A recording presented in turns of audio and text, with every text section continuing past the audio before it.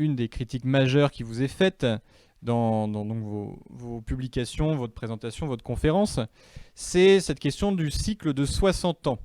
Donc cette idée qu'il y a disons une variation naturelle, ou peut-être naturelle en tout cas, de 60 ans dans les températures, en tout cas observées.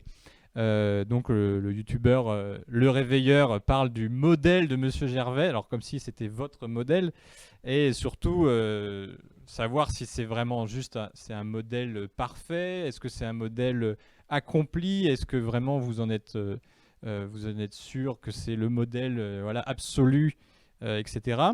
Mais en tout cas, la question qui est posée, c'est d'une part, il a l'air d'être purement mathématique. On ne fait que mettre voilà, une courbe mathématique sur une évolution d'observation. La deuxième critique, c'est qu'il n'y a pas de cause physique qui est donnée à ce cycle. Et ensuite, la troisième critique, c'est que si on regarde les hausses récentes de température, elles n'expliquent pas ces hausses. Voilà, donc il y a trois critiques majeures là-dessus. Alors ça, c'est peut-être un peu de ma faute parce qu'il y a une figure qui se trouvait dans la conférence, mais sur laquelle j'ai pas du tout insisté, qui est passée comme ça et on ne l'a pas vue. Alors je la remontre là parce que c'est important.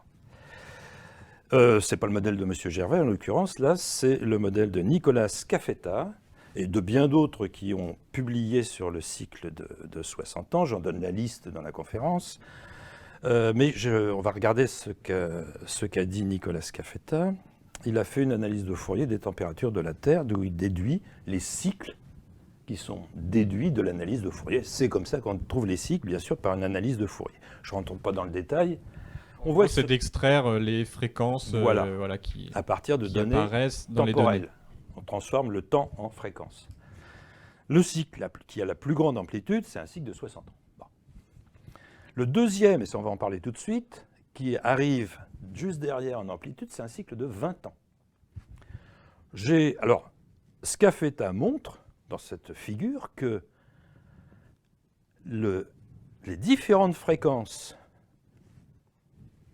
observées sur Terre correspondent pratiquement pile poil avec la vitesse du Soleil par rapport au centre de gravité du système solaire. C'est pas rien.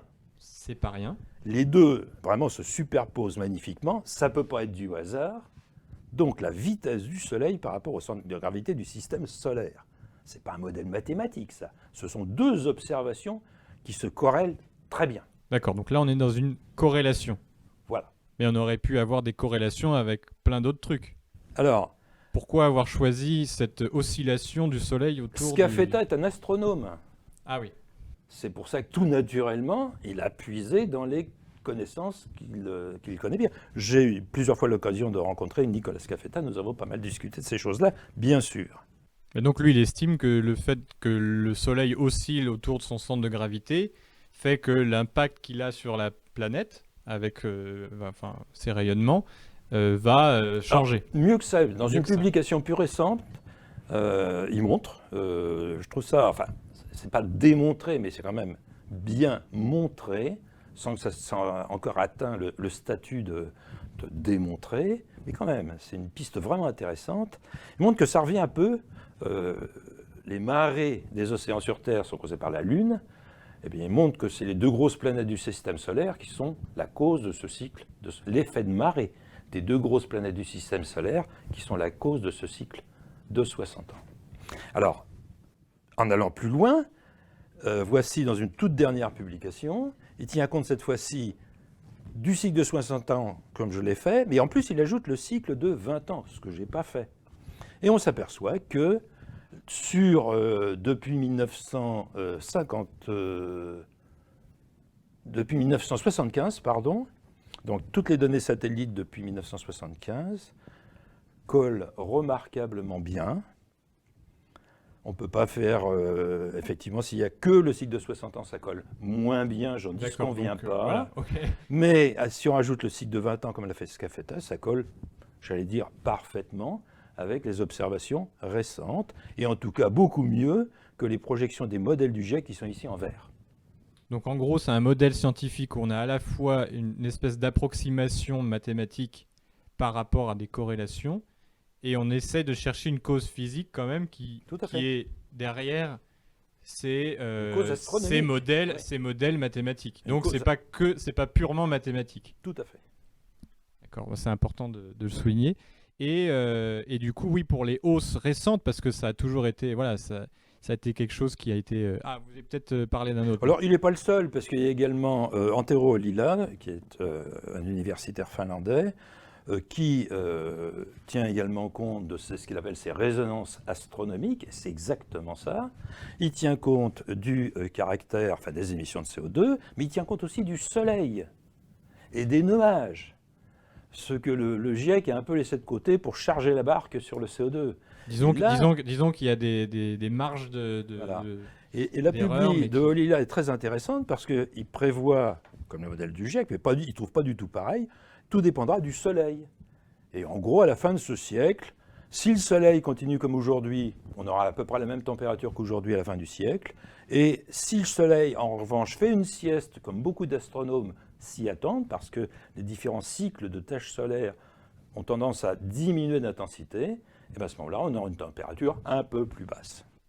Donc ça veut dire que c'est le soleil, pas seulement dans la chaleur qu'il renvoie, mais dans toutes les interactions qu'il peut avoir, autres que par juste la chaleur. Voilà, On est il y a d'accord. l'irradiance Voilà, solaire, l'irradiance mais il qui y a est souvent- d'autres effets qui peuvent amplifier ces phénomènes-là. Oui, parce que c'est C'est ce souvent que dit, discute- c'est souvent dit par les détracteurs, hein, c'est que justement, on parle souvent d'irradiance solaire, que ça n'a pas beaucoup d'impact, etc. Mais il y a tous les à côté du soleil, d'une certaine manière. Puis Et alors, ça, c'est bon, moins connu. Je voudrais aussi souligner le fait que quand on lisse, alors il y a deux façons de montrer les données récentes. Il y a donc les capteurs. Les capteurs, ça on a des données depuis le 19e siècle avec des capteurs, alors qu'ils sont inégalement répartis sur la surface de la Terre.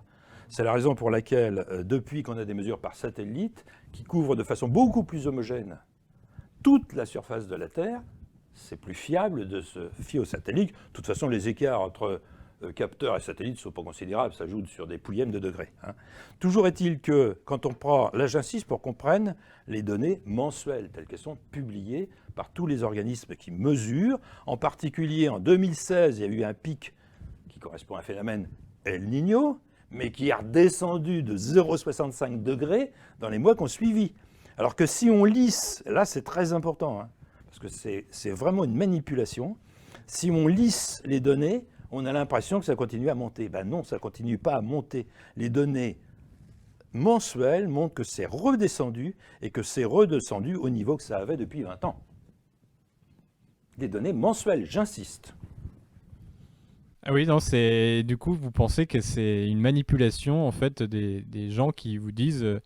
En fait, ils ont profité du fait qu'il y avait un pic de température pour faire tout un battage médiatique là-dessus. Al Gore avait fait pareil dans son film. Dans son film.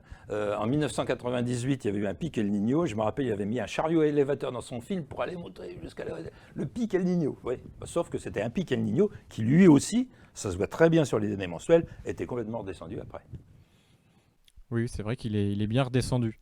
Donc là, vous pensez que ce qui va se passer ensuite dans les températures, si vous faisiez une petite prévision ou si vous voulez vous risquer ou Moi, je me fie à vous ce qui a été pensez... publié par Ollila, qui me paraît tout à fait Donc, intéressant, là, parce ce qu'il tient serait compte plutôt de tout. Voilà. Hein, il tient compte du caractère anthropique, de les résonances astronomiques, il tient compte des nuages, de l'irradiance. Bon, bah voilà sa projection qui me semble tout à fait pertinente. D'accord, vous êtes plus d'accord, ok, vers Ollila. Bon, bah, il faut Antero étudier Ollila. Antero Ollila. Voilà, et c'est pas le modèle de M. Gervais, C'est pas le modèle, Il y en c'est a le plein. modèle de Monsieur Ollila. Il y en a plein d'autres qui l'ont dit Voilà, avant c'est moi. un Je mot n'ai qui- pas la prétention. J'ai essayé de faire une synthèse de 3000 publications, c'est déjà énorme. Hein. En particulier, mais on y reviendra tout à l'heure, sur la sensibilité climatique.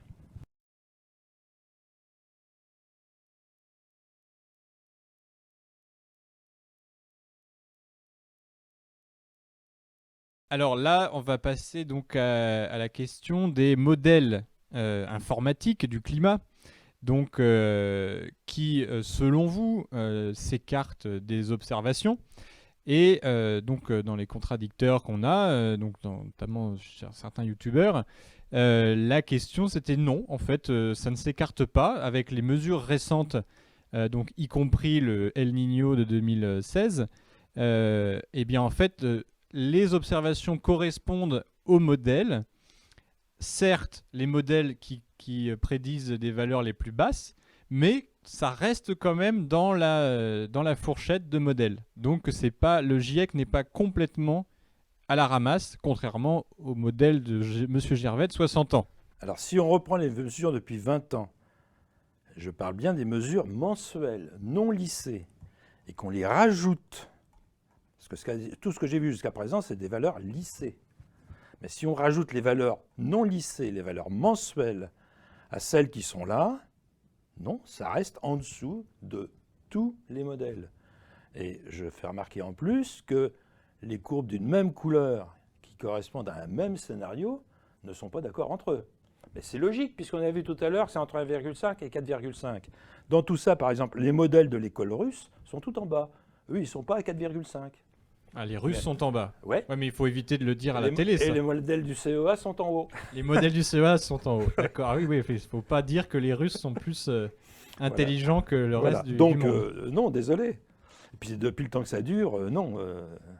Bon, le youtubeur avait l'air de mettre quand même la courbe qui, enfin, selon lui, quand il l'a rapporté, ça avait l'air d'être là. Bon, il a montré en tout cas son image, ça avait l'air de... Je ne sais pas si elle était lissée. Si. Oui. D'accord. Si on prend les données mensuelles, ce n'est pas vrai. Donc ça, c'est une réponse. Mais du coup, la question, c'est pourquoi donc les modèles sont aussi loin. Vous dites que c'est la sensibilité climatique. Exactement. Donc voilà, c'est exactement Alors ça. On va retrouver avec la sensibilité climatique les valeurs de forçage radiatif qui sont données dans le rapport du GIEC, entre 1,1 et 3,3. On retrouve ce facteur 3 comme entre 1,5 et 4,5. Et quand on voit les projections de température à la fin du siècle, c'est pareil, on va retrouver un facteur 2 à 3, pareil. Très bien, donc ça, vous n'avez rien d'autre à dire sur les modèles tant qu'on n'aura pas réduit cette incertitude, moi je reste peu convaincu. Réduisons d'abord l'incertitude et on verra ce que ça nous donne. Parce que dans les valeurs qui sont publiées, des valeurs plus basses, il n'y a pas des incertitudes aussi grandes. Donc voilà pour les modèles informatiques.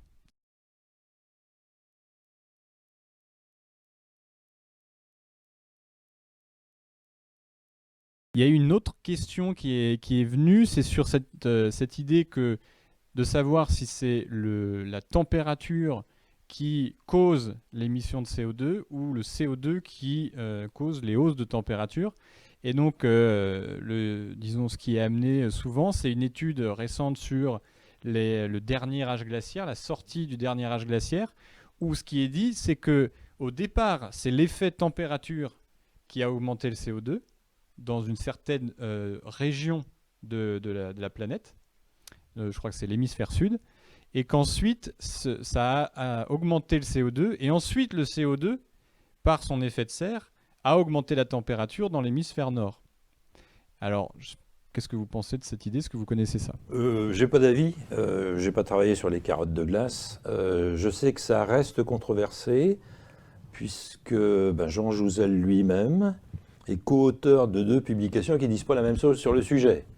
Il y en a une qui dit il y a quelques centaines d'années de retard, l'autre qui dit, dont le premier auteur est Parnin, qui dit il n'y a pas de retard. Bon, donc il faudrait qu'ils se mettent déjà d'accord entre eux. Aucune n'a été rétractée, donc ça me paraît... On est dans un état quantique où les deux choses sont vraies en même temps. Controversé. En revanche, si on prend maintenant les mesures récentes, il y a Olle Umlund qui publie tous les mois, qui met à jour les fluctuations de CO2 et les fluctuations de température. Et les 2 courbes se ressemblent vraiment. Et là, on voit bien que c'est le CO2 qui suit la température. Le CO2 qui suit la température. L'explication, elle est controversée. Il y a une possibilité, c'est qu'effectivement, quand il y a un pic El Niño, il y a davantage, comme il y a 60 fois plus de CO2 dans les océans que dans l'air, une possibilité, c'est que quand c'est plus chaud, le CO2 soit relargué pour partie des océans quand il fait plus chaud. Et au contraire, quand il fait plus froid, le CO2 serait absorbé par les océans. C'est une possibilité. Mais à l'heure actuelle, ça reste controversé et ne fait pas l'unanimité. Donc je la présente comme une possibilité.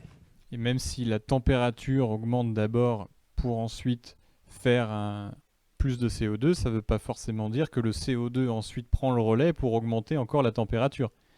Ça peut peut-être dire aussi que le CO2 augmente en même temps que la température, mais sans corrélation. D'autant plus que si on prend les carottes de Vostok, le méthane suit également la température. Mais après, ce qu'ils disent dans le GIEC, ils disent, ok, certes, dans le passé, le CO2 a suivi la température, mais qu'aujourd'hui, c'est l'inverse, quoi, que la température suit le CO2 parce qu'il y a trop de CO2. C'est pas ce que les mesures de Umlum montrent. Elles sont actualisées tous les mois. Je vous invite à aller les regarder. Il y a une courbe verte, une courbe bleue, très claire. Et il y a les fluctuations de température. Et derrière, avec un retard de 6 à 11 mois, les fluctuations de CO2. Elles sont controversées, celles-là ou Non, les mesures ne sont pas controversées. Les mesures ne sont pas controversées. Elles ont été reproduites par plusieurs personnes. Les mesures ne sont pas controversées. C'est leur interprétation qui est controversée.